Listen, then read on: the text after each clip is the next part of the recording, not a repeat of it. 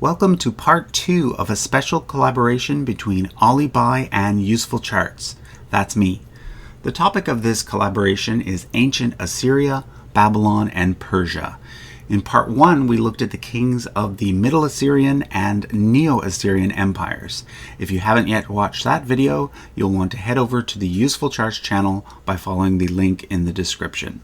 In part 2, we're going to look at the Neo-Babylonian Empire and the Achaemenid Persian Empire. On the left, you will see maps by Alibi showing the territorial changes, and on the right, I'll be explaining the family tree of the various kings. So let's begin. We're going to start with Nabopolassar, the founder of the Neo-Babylonian Empire, also known as the Chaldean Empire. Nabopolassar originally served as an administrator under the last major Assyrian king, Ashurbanipal. However, after Ashurbanipal's death, the mighty Assyrian Empire quickly fell apart due to internal conflict. Nabopolassar took advantage of this situation by declaring himself king of Babylon. He then allied with the nearby Medes and managed to totally destroy the Assyrian capital of Nineveh, making Babylon the new dominant power in the region. He was followed by his son Nebuchadnezzar II, who was the greatest of the Neo-Babylonian kings, and the one who built the famous Ishtar Gate.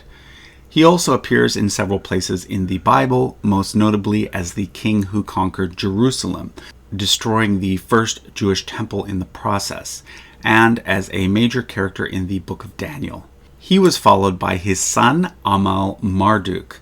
Amel-Marduk had a very short reign because he was murdered by his brother-in-law, Neriglissar, who declared himself king instead. Neriglissar was followed by his son, Nebashi-Marduk, who ended up being murdered as well by the sixth and final king, Nabonidus. This time the usurper was not related to the royal family in any way. The character Belshazzar, who shows up in the Bible as being the last king of Babylon, never actually reigned as king. He was the son of Nabonidus and served as both the crown prince and regent. So the Neo-Babylonian Empire was actually very short-lived, lasting only about 75 years. It was conquered by this man here, Cyrus the Great from Persia. Cyrus was a member of the Achaemenid dynasty, named after his ancestor, Achaemenid.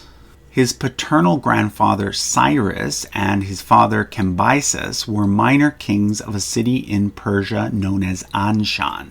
His maternal grandfather, however, was the king of the Median Empire, to whom the kings of Anshan were vassals.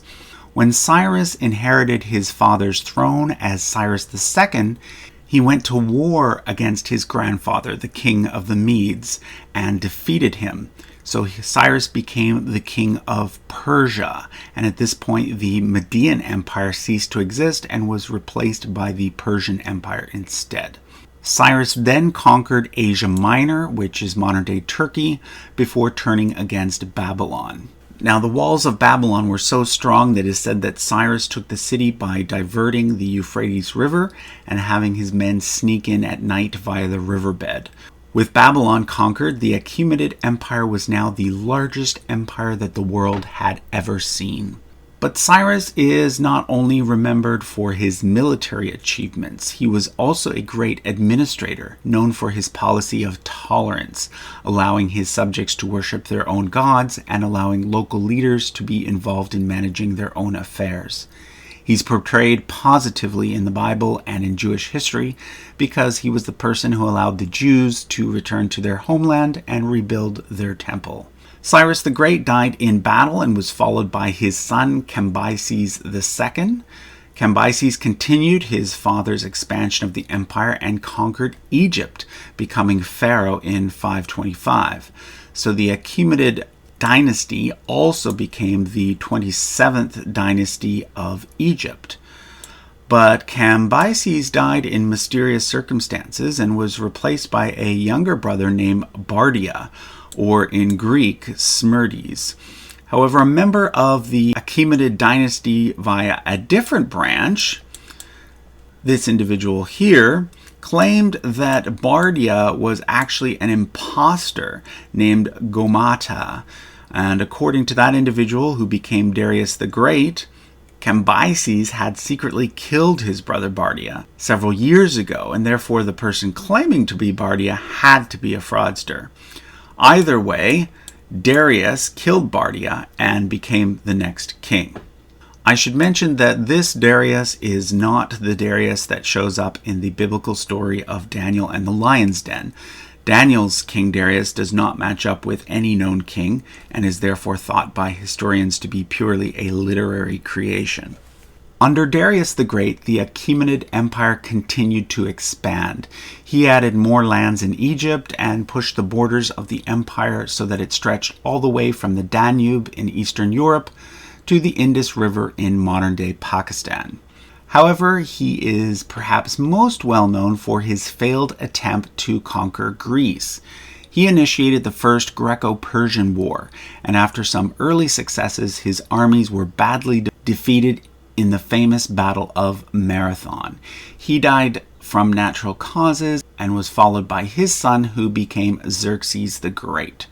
Xerxes was perhaps the individual that King Ahasuerus from the story of Esther was based on. Xerxes launched the Second Greco-Persian War, and again the Persians were initially quite successful. They won the Battle of Thermopylae, during which the king of Sparta was famously killed while making a last stand. The Persians then moved on to destroy the city of Athens, forcing many of the Athenians to retreat to the island of Salamis. One of the most famous naval battles in ancient history took place at Salamis, in which the Greeks, although badly outnumbered, managed to pull off a victory. This was the turning point in the Second Greco-Persian War, and eventually the Greeks would repel the Persians and prevent them from ever getting a permanent foothold in Greece.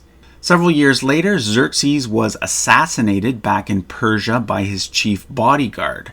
The plot may have involved his firstborn son, named Darius, but in the end, Darius and the assassin ended up dead, and a younger brother became king.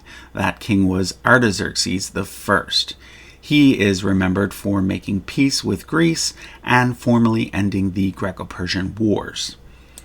He was followed by his son Xerxes II, who after only 1 month was assassinated by his brother Sogdianus. But after less than a year, Sogdianus was deposed by yet another brother and put to death. That brother became Darius II. After the death of Darius II, Egypt broke free and subsequently was ruled by several short dynasties 28, 29, and 30. In Persia, however, Artaxerxes II, son of Darius II, became king. He was followed by his son Artaxerxes III, who managed to take back Egypt and thus establish the 31st and final numbered dynasty there. But Artaxerxes III ended up being poisoned by his chief minister and was replaced by his son, Artaxerxes IV. But then that same chief minister ended up poisoning Artaxerxes IV as well. Artaxerxes IV was then followed by his cousin, Darius III. If you can believe it, the very same chief minister tried to poison a third king as well, but this time he was caught and ended up dying from the poison himself. But Darius III was by no means lucky. By this point, the Achaemenid Empire was in decline, and a certain fellow named Alexander the Great was on the rise. Alexander officially defeated Persia in the year 330, bringing the Achaemenid Empire to an end. Darius's nephew tried to declare himself Artaxerxes V, but was soon found and killed by Alexander. In order to cement his hold over Persia, Alexander married 2 female members of the Achaemenid dynasty. However, he did not have any children with either of them, and therefore the dynasty can truly be said to have come to an end. So that was a look at the kings of ancient Assyria, Babylon, and Persia. Once again, if you haven't watched part 1, it's available on the Useful Charts channel, and you can find a link to that in the description.